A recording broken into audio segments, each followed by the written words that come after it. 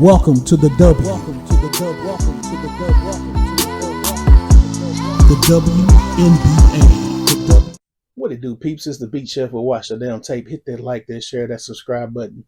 Hit that bell to get notified when I drop my next video. New subscribers, I appreciate you for watching. Hope you enjoy the show. Hope you enjoy WNBA content. Old subscribers, thank you for helping me build this platform and keep pushing out this WNBA content.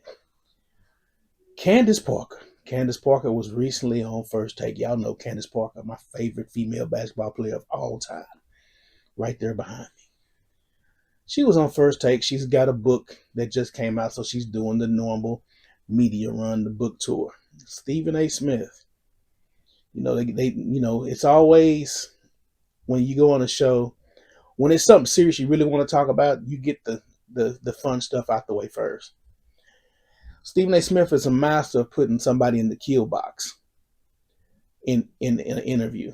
And in this particular interview, a lot of people are missing. This is one of those interviews where Stephen A. Smith knows the real answer.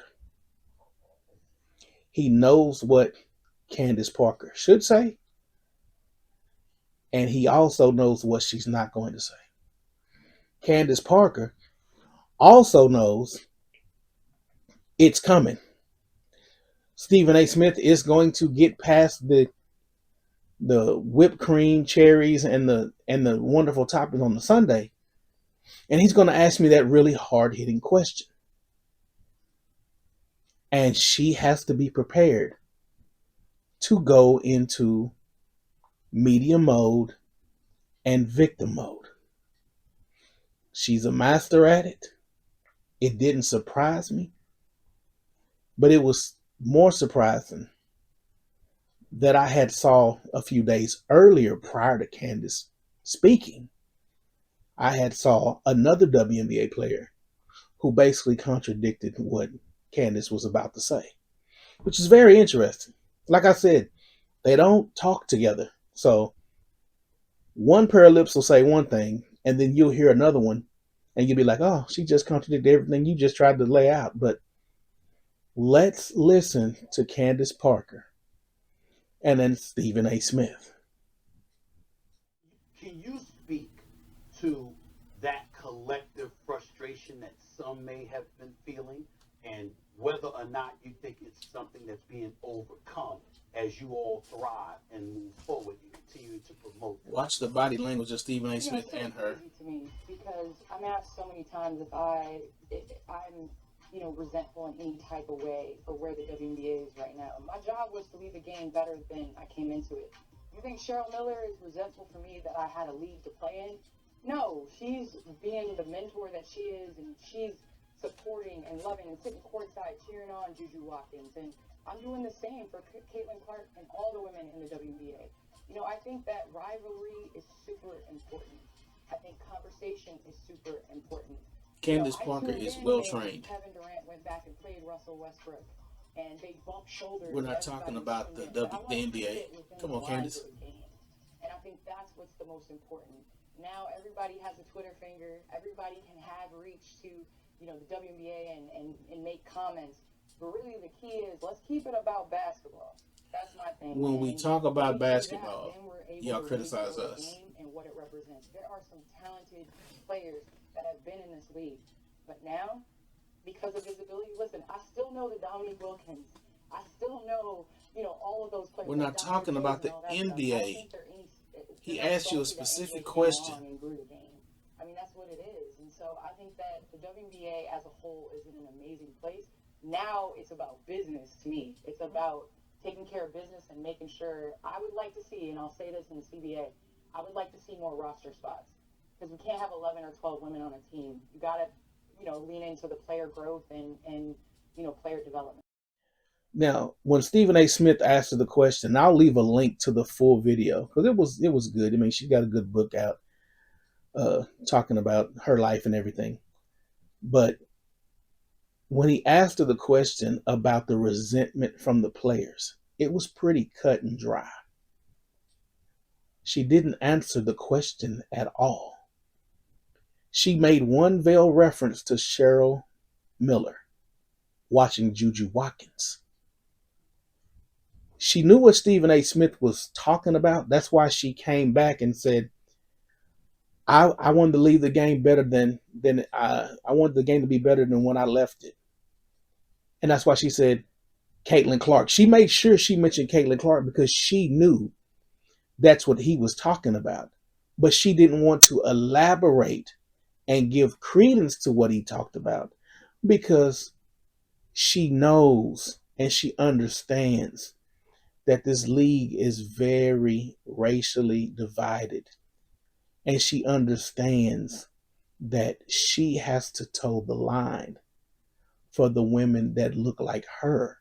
And if she gave anything remotely looking to criticism to the women of color in the league, her book wouldn't sell. She'd be subjugated to all kind of ridicule and be called a sellout. And that's why Stephen A. Smith did this and was just looking like Candace. It's a subliminal conversation they're having while they're having a real conversation. He's telling her with his actions like you're full of shit, which she was full of shit.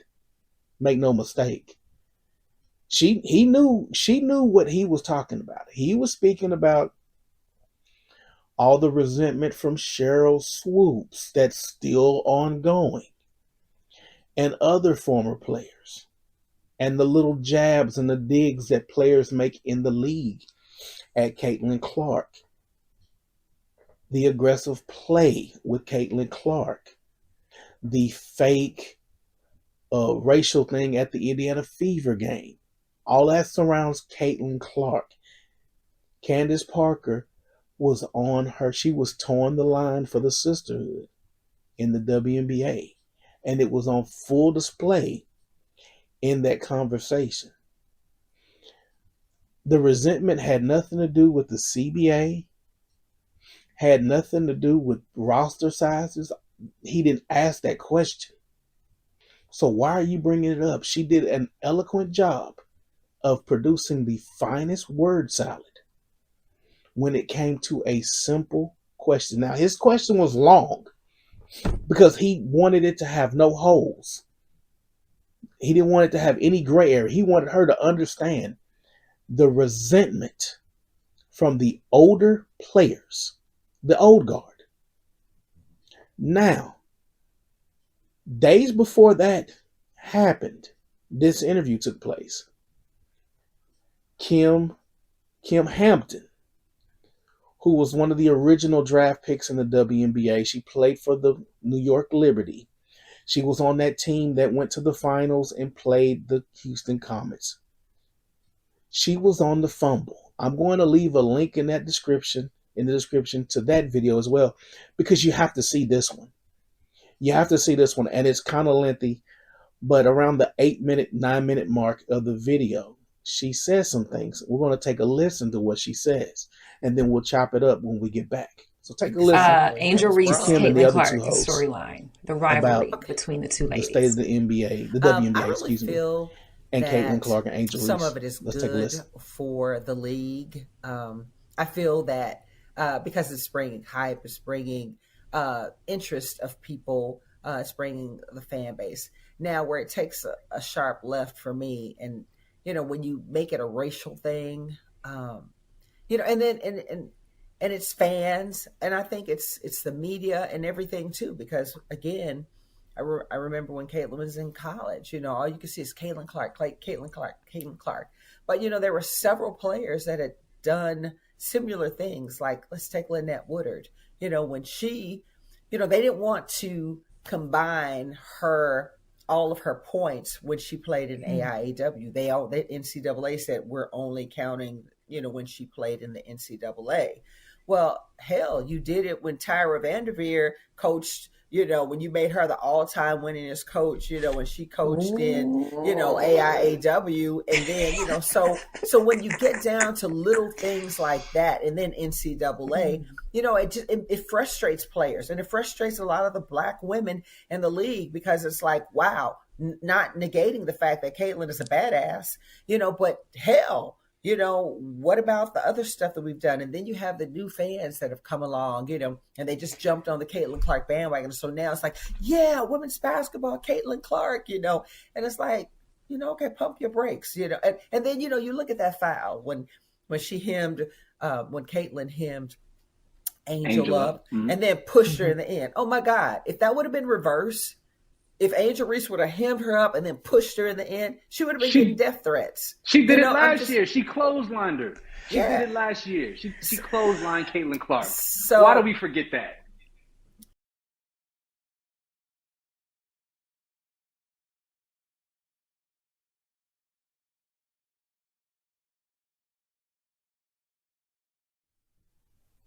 Now, Kym Hampton is the side of the coin that Stephen A. Smith was talking about.